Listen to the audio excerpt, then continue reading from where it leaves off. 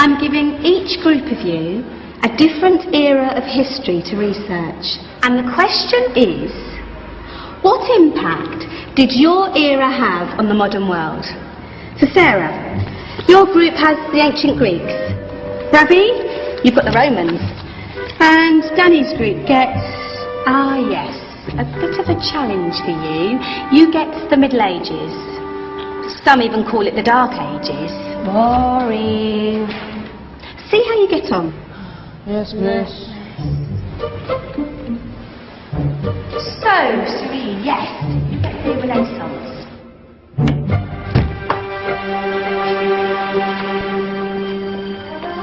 Is that the librarian? I guess so. How are the Dark Ages going to have anything to do with us? Excuse me.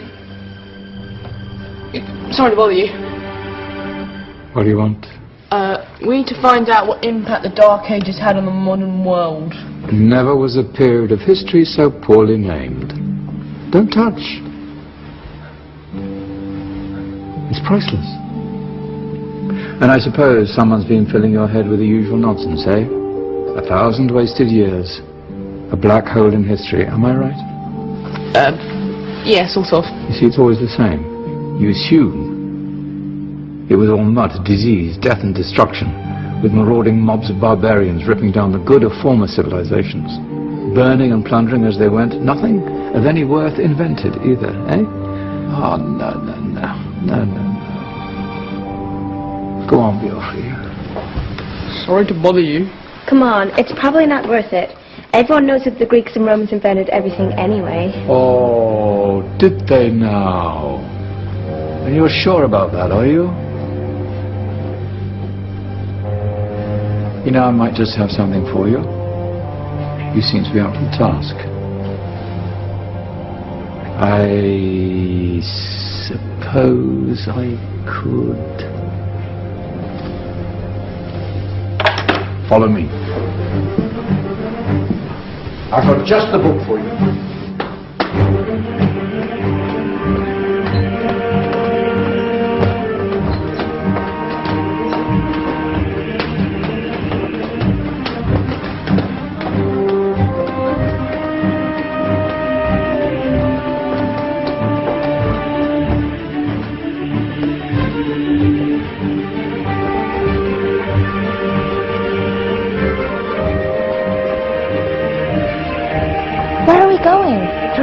Ask him.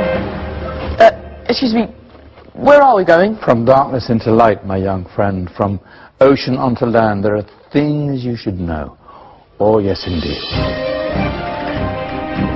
Yes, indeed.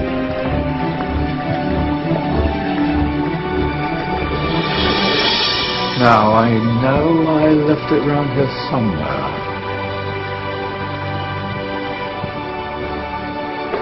Ah! Here it is. Now, take a look. If you dare.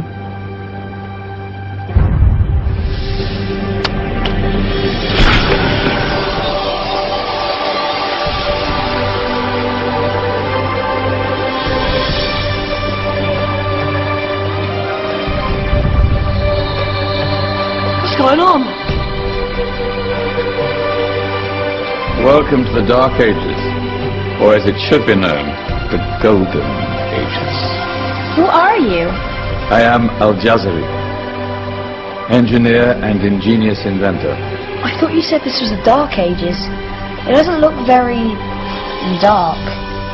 That's because it's all a matter of perspective, my soon-to-be illuminated friend. Of course, there are parts of the world that weren't dark at all, but in a civilization that stretched from Spain to China, the golden rays of discovery and invention shone over everything. What civilization? The Muslim civilization, my young friend. Through scholars and scientists of various faiths, some of the most important discoveries known to man were made at this time. Discoveries that drew on knowledge of the ancients, but have more connections with your modern world than you could possibly ever imagine. Like what? Well, all sorts of things. I've got to get a picture of this. I knew it was a good idea. Who are you?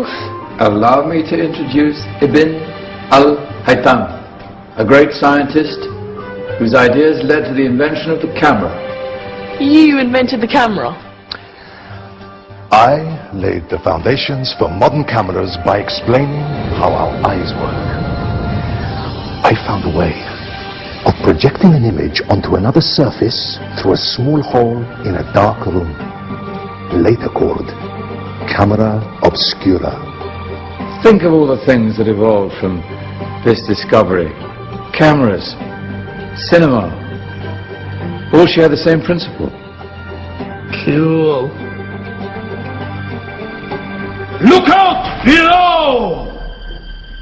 Who's that? That's my good friend, Abbas ibn Farnas, who gazed up to the heavens, passionate in his belief that man could fly. Whoa. Indeed, he dared to dream about flying 1,000 years before the Wright brothers. Do you know you all take your jet-setting holidays for granted, so it only seems fair to remember Abbas ibn Farnas. Stand by! I'm ready for takeoff!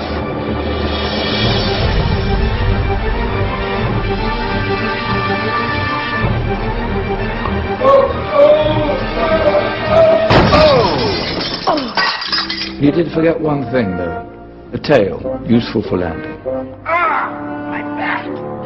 Is there a doctor in the house? Did someone call? Ah, my old friend, why don't you introduce yourself to my young guests? I am Abul Qasim al-Zahrawi.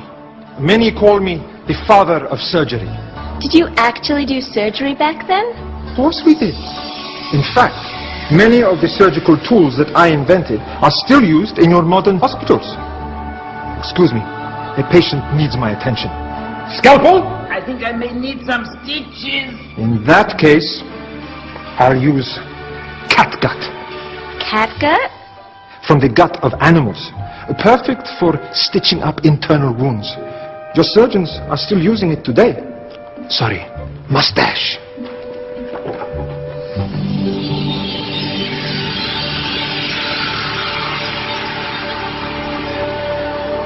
Who's she? That's Maryam al-Astrolabi, one of the many brilliant women of her time. She made sophisticated astrolabes. Astro what? Astrolabes. They show the sky and the stars on a small flat plate you can hold in your hand.